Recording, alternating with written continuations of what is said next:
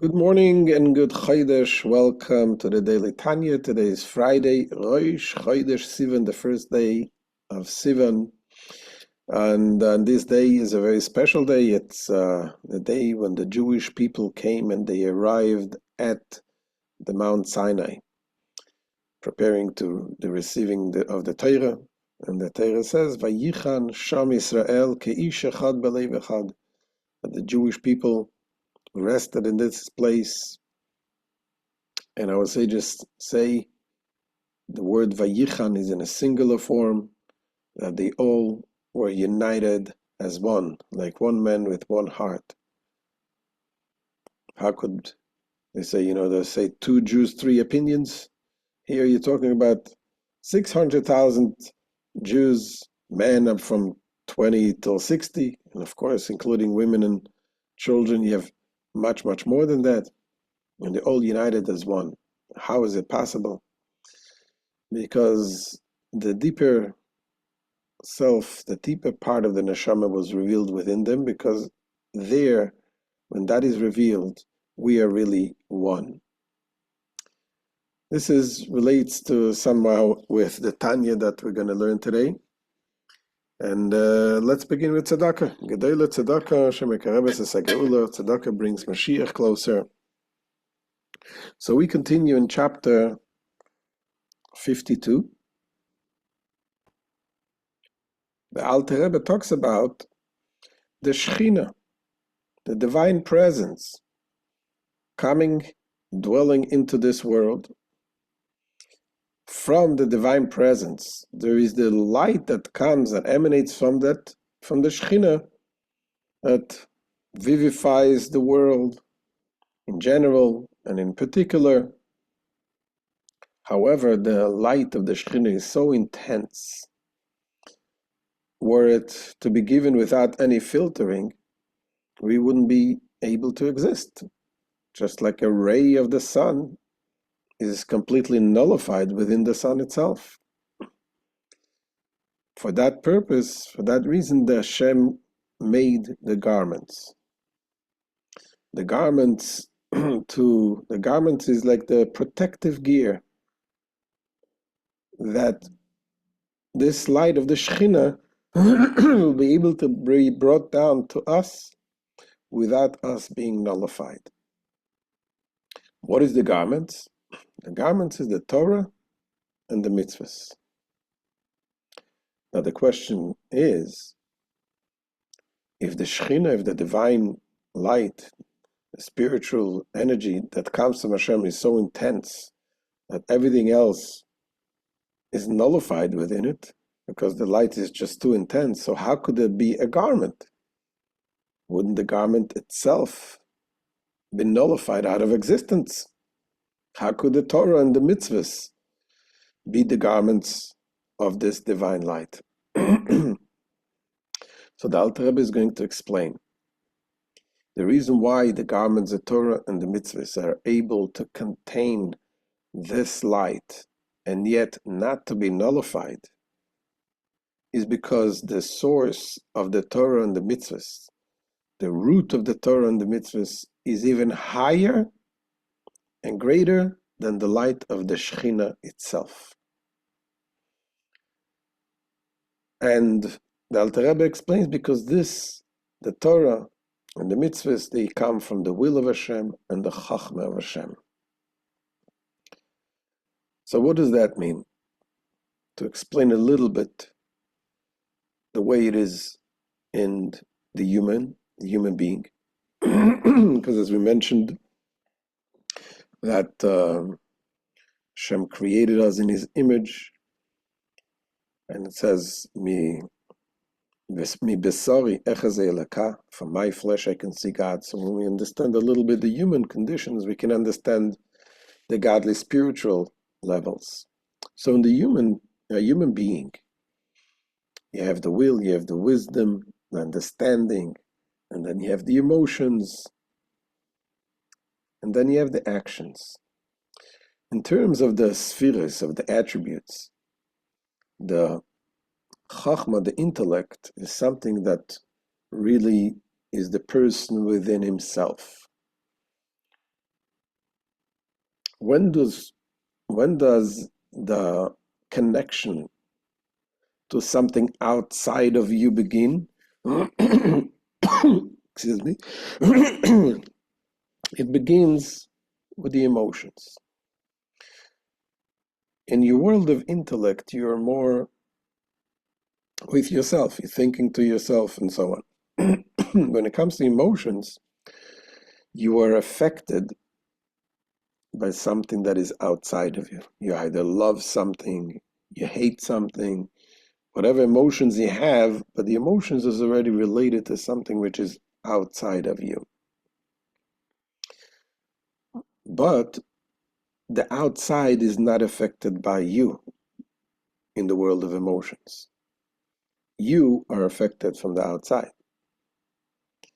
When it comes to action or speech, this is already affecting the outside world is affected by you. So in terms of the spheres in the world, the spiritual worlds, the Chachma is connected with the very essence of Hashem. Bina is already developing, but it's all within the world of the internal world of Hashem. When it comes to the emotions, the midos, the emotive attributes of Hashem, that's already connecting to the outside. But in order to affect the outside, this comes in the level of Malchus. Malchus is the lowest level of the emotive attributes. Malchus is the kingdom. Just like a king, it says, Ein melech below am. A king cannot be a king without a people. You need a people to be a king. In the Kabbalah, it says, Malchus peh. The Malchus is the mouth, the speech. That's what it says in the Zohar. We say it every Friday night. So, in that level, in the level of speech, this is the attribute that already is a communicator to the outside world and therefore creates through speech, through actions. So when we're talking about the Shekhinah, the divine presence that dwells in the level of Malchus, this is the level of Shekhinah, the level of godliness, the way it is communicating to the outside world, to the next world, to create the next level, the lower world. But the Torah comes from the Chachma. The Torah has in it such a powerful light which is way beyond the worlds.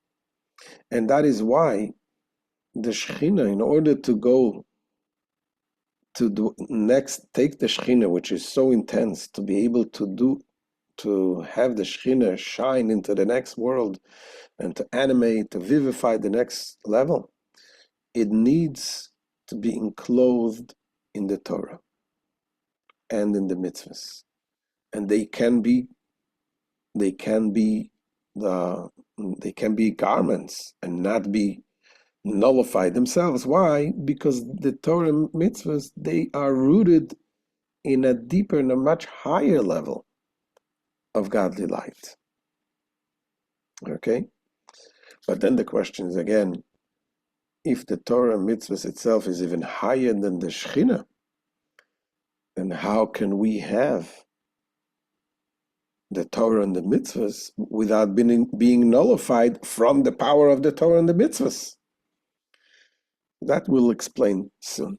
So, but let's begin what the Alter Rebbe says inside.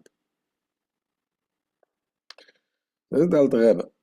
Umau alavush sheyuchal lastiro lalbisha v'lo yizbatel b'metzius be'oira.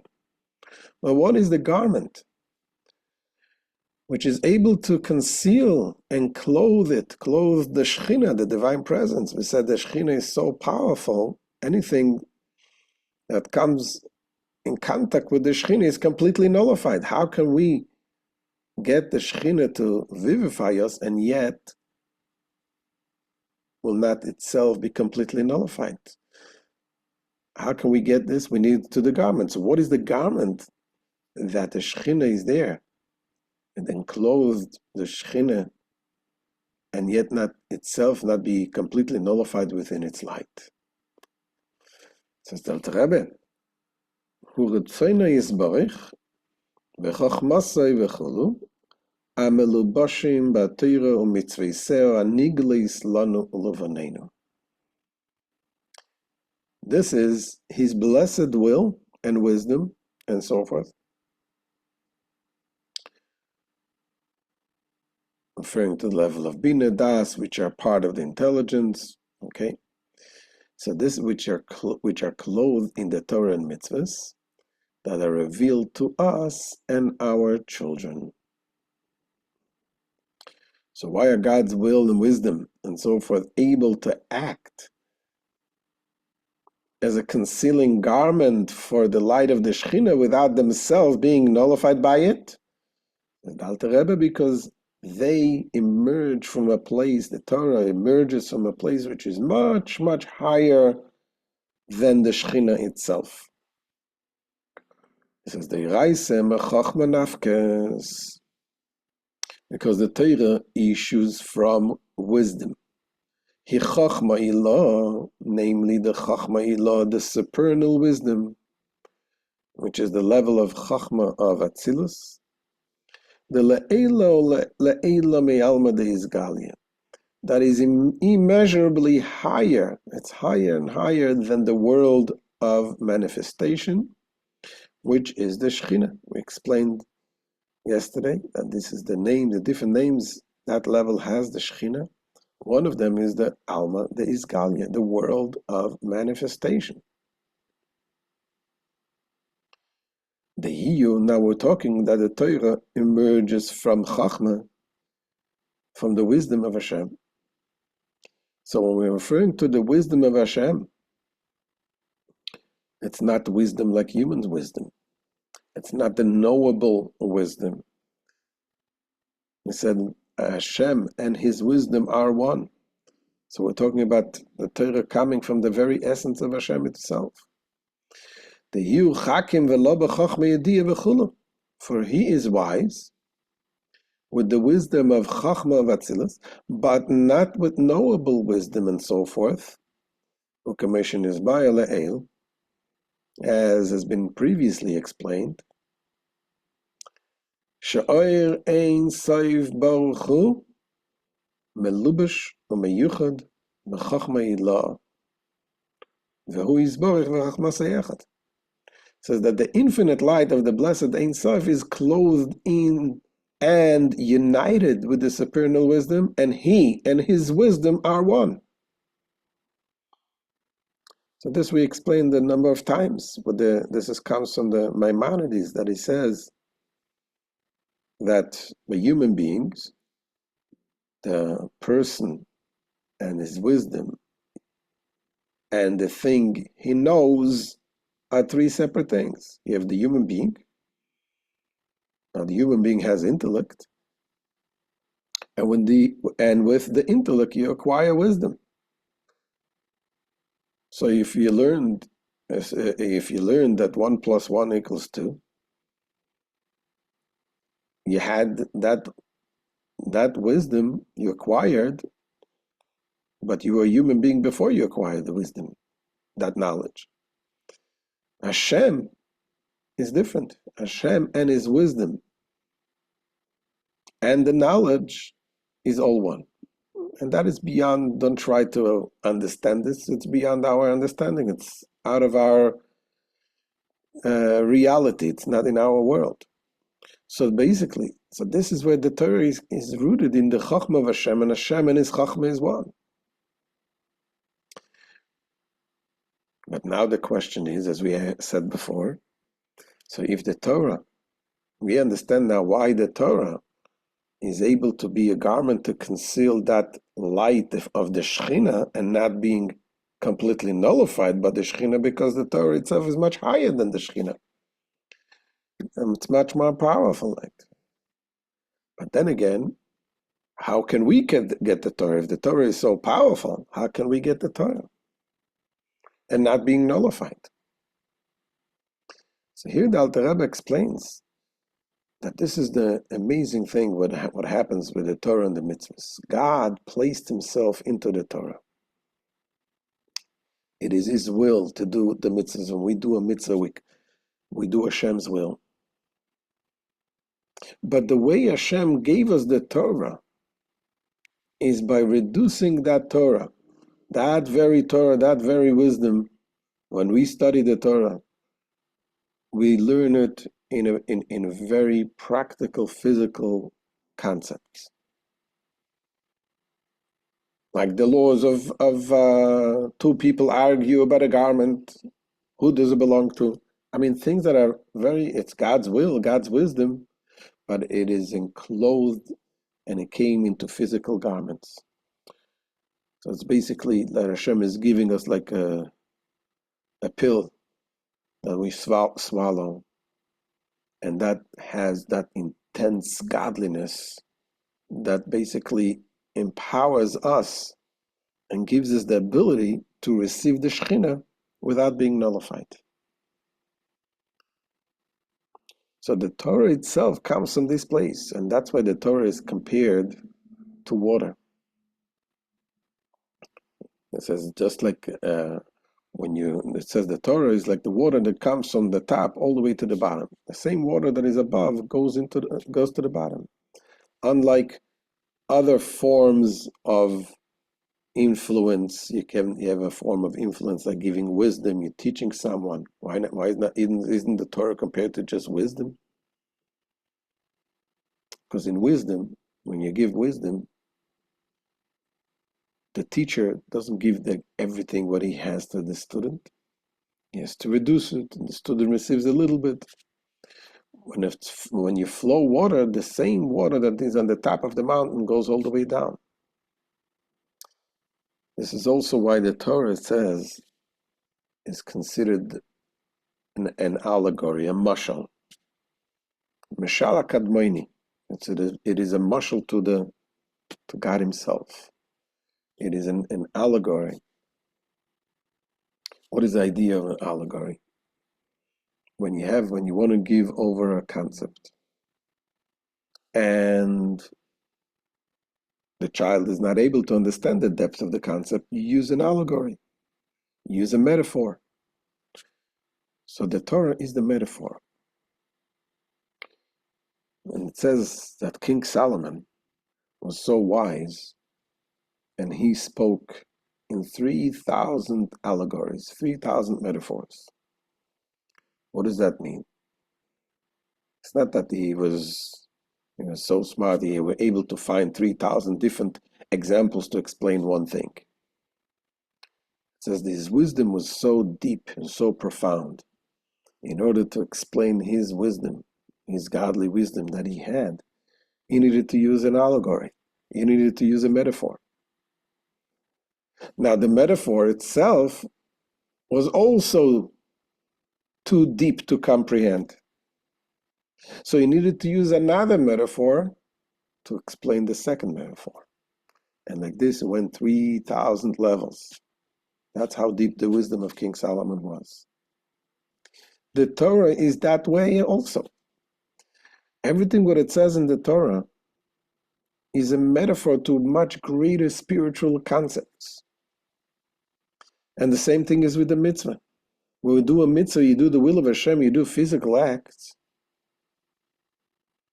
You're taking a penny and putting tzedakah, you're doing a physical act. You're wrapping yourself with tefillin, it's a physical act. Any mitzvah you do is just a physical act, but yet this physical act contains within it God's will. And God's will with Hashem obviously is one.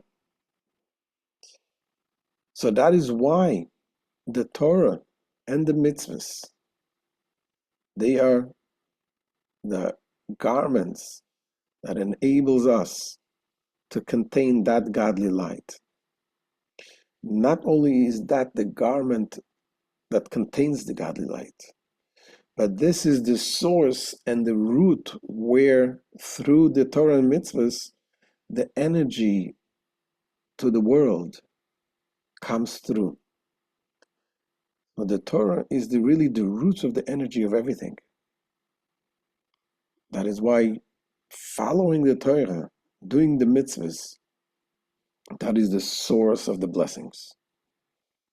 And therefore, it cannot be contradicting to our physical life. Even though sometimes someone is going to tell you, if you want to succeed in business, for example, you got to be shrewd. You got to cheat a little over here, lie a little over there. You can't be honest all completely. That's not the Torah way. So yes, it may seem that you're going to make more money by being a little shrewd, by not being completely honest. But if you follow the Torah way, it cannot be an obstacle to blessings. Keeping Shabbos while doing the business, keeping kosher and so on, all the details that is includes. So this is what the Alter Rebbe explains, how the Torah on the one hand, it is the light of Hashem, and yet it came down to the lowest levels, enclosed in the physical things. That continues Alter Rebbe here. רק שיודע בסייסר המדרגס ממדרגה למדרגה בהשתלשלות העולמות. Only this is because the supernal wisdom and the Torah has descended by means of obscuring gradations from higher grade to lower grade, with the descent of the worlds, עד שנסלבשה בדבורים גשמיים שהם תרי"ג מצוות התורה. Until it has clothed itself in the material things, namely the 613 commandments of the Torah. That's the end of today's share, and we'll see you with Hashem, wishing you a good Chodesh and a good Shabbos. We'll see you after Shabbos. Have a wonderful Shabbos.